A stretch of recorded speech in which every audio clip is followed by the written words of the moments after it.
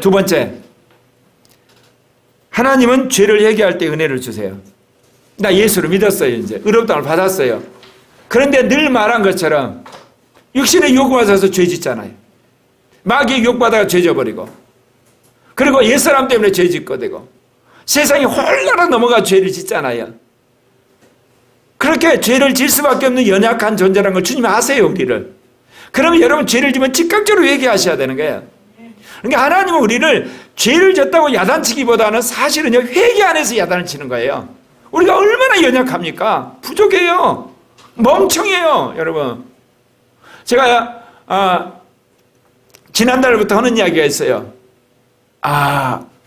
내가 지난 5년 동안 반동성애 운동 안 했으면 어떨까? 정말 생각만 해도 소름 끼치다. 왜? 제2종교개혁에 대한 스케줄을 내가 잘못 알았어요. 루터가 종교개혁을 했잖아요. 엄밀히 말하면 교회 개혁을 했어요. 교회 개혁을 하니까 카톨릭이 핍박을 하니까 한마디로 교회 간에 전쟁이 일어났어요. 나중에 이제 그것 때문에 깨어난 사람들이 시민혁명을 했어요.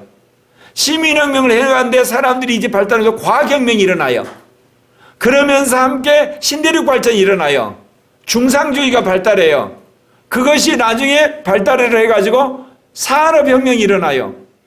그것이 이제 더 진척이 돼서 우리가 하면 보편적인 교육혁명이 일어나고, 그것이 복지를 이어지고 인권운동이 일어나고, 그것이 오늘날 정보혁명으로 이어져요. 이게 종교개혁에 따른 500년의 스케줄이에요. 그런데 제2종교개혁은 그게 아니에요. 뭐냐? 동성애 독자의 싸움이에요. 그 다음에 뭐예요? 주님이 교회 연대하라고 그래요. 연합운동해라. 그럼 뭐 하려고요? 연합을 해야만 종교의 자유를 지킬 수가 있어요. 종교의 자유를 지킨 다음에 그 다음 뭐 하냐? 교육개혁하라고 그래요. 이대로 가면 한국교회 30년 되면 완전히 텅텅 비어요. 보세요. 애 태어난 지 엄마 아빠들이 3개월만 되면 어린이집 맡기잖아요. 어린이집, 유치원, 초등학교, 중학교, 고등학교, 대학교까지. 우리나라는 특별히 이제 학교 끝나고 나면 학원까지 가요. 아이들 전도할 기회가 없어요. 전도할 사람도 없어요. 전도할 여유도 없어요. 어떻게 해서 전도해요? 끝나는 거예요, 여러분. 심지어 믿는 엄마 아빠들도 아이들 학원 보내버려요, 주일날. 겨우 와서 아이들 1시간 예배드리고 산다. 무슨 신앙이 있어요? 그러니까 한국교회 이대로 가면 30년 되면 까그리 그냥 없어지는 거야, 한 세대. 그러니까 뭐를 해야 되냐? 온 교회가 달려서 교육을 개혁해야 돼요. 뭐냐? 경제 문제를 해결하려면 노동자, 사용자, 정부, 노사정이 합의해서 중요한 정책 경제를 결정한 것처럼 이제 교육도 교사, 학부모, 정부. 그래서 내가 이름 붙였어요. 뭐냐? 교학정. 3자가 결정해서 교육정책 한다. 그래서 모든 그리스도인과 교회가 어디 해야 되냐? 교육 현장으로 달려가야 돼요. 그래서 앞으로 성령이 충만하고 은혜를 받은 사람은 뭐가 되라고 그래야 되겠어요? 신학교 가지 말고 사범대 가라고 그래야 돼요. 교육대학 가라고 그래야 돼요. 교사가 되라고 그래야 돼요. 왜? 가서 열심히 교사로서 영향력을 끼쳐서 전도를 해야 될 거 아니에요, 전도를. 교육이 없어져 버리는데 지금. 그리고 나서 훈련받은 사람들을 이제 현장에서 사회 가는 사람을 인터넷으로 교육시키는 교사, 목사 만들면 돼요. 교사, 목사를 하다가 정년하고 나서 지역교회 목회하시면 돼요. 그게 이제 새로운 제2종교개혁의 개혁의 순서예요, 이게. 교육개혁한 다음에 진짜 개혁은 뭐를 해야 되겠어요? 사회개혁을 해야 돼요. 마지막 정치개혁을 해야 돼요.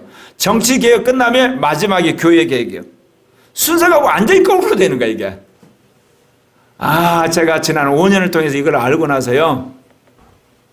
무슨 이야기 하려는 줄 아시겠어요, 지금? 내가 그렇게 멍청하더라는 거예요. 미련하더라는 거예요. 그래서 하나님 말씀을 믿고 우리가 순종해야만 은혜를 받고 깨달아지는 것이 있더라, 그 이야기입니다. 그래서 제가 회개 많이 했어요. 정말 내가 하나님 앞에 철저하게 회개한다고 살아왔는데 큰 생각 자체가 잘못되어 있으니까, 사상 자체가, 세계관이 잘못되니까 제2종교교회 순서를 정반대로 주님이 스케줄을 만들어놨는데 내가 그걸 어떻게 하냐고. 5년 동안 안에서 구시렁구시렁 하면서 순종을 했더니 5년 되고 나니까 주님이 순서가 거꾸로 됐다 가르쳐 주신가. 아, 내가 순종 안 했더라면 큰일 날 뻔했어요. 나는 원래 제2종교를 뭐 어떻게 하는지 여러분 아시죠? 신학 정립했으니까 교회 부흥시키고 신학교 세우고 교회 계획부터 시작해야 되겠다는 거예요. 그게 아니었다는 거야. 무슨 이야기 하려고 이야기한 줄 아시죠? 회개. 내 잘못된 지식이 나로 하여금 잘못된 방향으로 살게 했던 것을 제가 지난 5년의 실천을 통해서 바꾼 거예요. 그래서 제가 이제 무슨 계획을 하려고 그러냐? 정치 계획을 하려고 그래요, 순서를. 그 다음 또 무슨 계획이에요? 교육 계획. 그렇게 하고 싶은 교회 계획은 아예 손 놨어요. 그 대신 코리아 교회만 열심히 신은수 목사님이 목회해가지고 제3의 교회 모델을 만들고 소문나들 때까지 기다릴 수밖에 없어요. 여러분, 우리가 가진 생각과 가치관과 태도가 잘못되면 때가 되면 그게 죄가 돼요. 악이 돼버려요. 그러니까 끊임없이 우리는 주님의 말씀 안에서 돌아봐가지고 잘못되면 잘못한 것들을 회개를 하셔야 돼요. 우리가 회개하니까 성경에 있는 율법을 어긴 것만 여러분 잘못했다고 그러죠. 잘못된 사상도 죄를 져요. 여러분, 촛불혁명을 들었던 수많은 목사들, 그 대표적인 사람 김동원 목사 지금 뭐 하고 있나요? 정신 나갔어요 지금.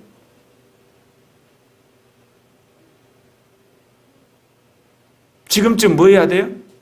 차별금지법 반대운동 하셔야 되잖아.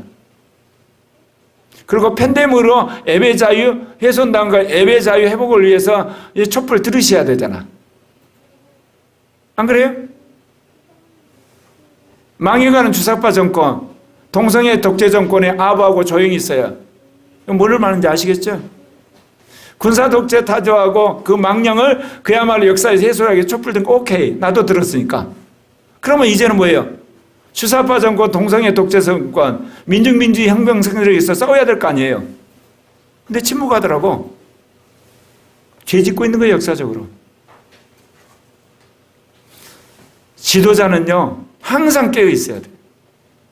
그래서 잘못된 사상과 지식이 있다. 이거 내버려야 돼요. 새로운 지식과 새로운 세계관에서 새롭게 변신해야 되는 겁니다. 특별히 한국처럼 4대 강국 안에서 살고 있는 우리는 역사적으로 굉장히 변동이 심해요. 깨어서 우리 스스로가 이게 갱신을 하지 않으면 잘못되는 거예요. 요엘서 2장 13절입니다. 같이 읽겠습니다. 시작. 너희는 옷을 찢지 말고 마음을 찢고 너희 하나님 여호와께로 돌아올지어다. 그는 은혜로우시며 자비로우시며 노하기를 더디하시며 인애가 크시사 뜻을 돌이켜 재앙을 내리지 아니하시라. 예, 마음을 찢고 여호와께로 돌아오라. 은혜롭고 자비롭고 노하기를 더디하시는 하나님 우리에게 은혜를 주세요. 제가 늘 이야기하지만 저는 참 실수가 많은 사람이에요. 그리고 혈기도 많고 그리고 머리도 잘 굴리고. 근데 하나님 왜 은혜를 주시냐? 깨달으면 회개하거든요. 그러니까 지난 5년을 통해서 제2종교개혁의 순서와 종교개혁의 순서는 정반대다. 꼭 정반대는 하지만 순서가 하여튼 거꾸로 돼 있다. 그런 것도 깨닫게 해주신 거예요. 내가 너무너무 감사한 거예요. 5년 동안 내가 구시렁구시렁 했거든요. 나 빨리 이렇게 교회 키우고 예를 들면 성교회 키우고 그래서 신학교 세워야 되는데 이게 완전히 헛짓하고 있는 거 아니야 이거. 이게 난 정말 이거 어떻게 보면 거꾸로 이러는 거 아니냐 이거. 내 일 아닌데 투덜투덜하면서 그래요 안에서 성령이 하라고 하니까 했거든요. 아, 이 순서 거꾸로 돼 있다는 걸 몰랐으니 내가 하나님 앞에 투덜투덜 했을 거 아니에요.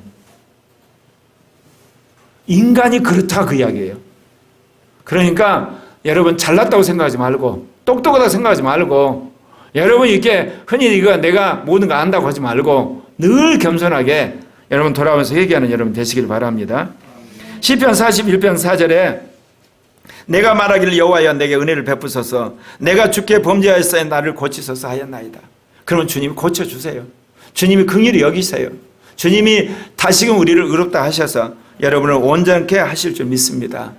특별히 여러분이 성경을 자꾸 읽으셔야 되는 이유가요. 성경을 읽다 보면요 그동안 알지 못했던 율법이나 진리를 깨닫게 되는 순간 여러분이 회개를 하게 돼요. 결단을 하게 되는 거예요, 여러분. 그렇게 되는 거거든요. 그래서 이게 로마서 5장 20절에 과실이라는 단어가 나오는 거죠, 이게. 예. 율법이 가입한 것은 과실을 더하게 하려 하심이라. 그러나 죄가 더한 것에 은혜가 더욱 넘쳤나니. 예전에는 죄가 아니었던 것이 은혜가 되고 여러분 신앙이 성장하게 되면 그게 죄가 될 때가 있어요. 여러분, 마음으로 악한 생각 먹으면 죄가 아니죠. 신앙이 성숙해지고 영적으로 민감해지면요, 악한 생각하게 되면 곧바로 성령이 소멸이 돼요. 지난 주간에 제가 나라에 대한 것 때문에 뉴스 좀 더 많이 봤다고 영감이 확 떨어져 버렸어요. 제가 느끼고 나서 회개 엄청 했어요. 3월 9일 대선이 참 중요하기는 중요하지만 네 해야 할 일을 네가 안 한 것 때문에 대가를 치른 것. 여러분, 신앙이 깊어지면 깊어질수록 예전은 죄가 아니었던 것이 죄로 깨달아져요. 그걸 과실이라고 그래요. 그걸 회개하면 또 은혜가 임해요.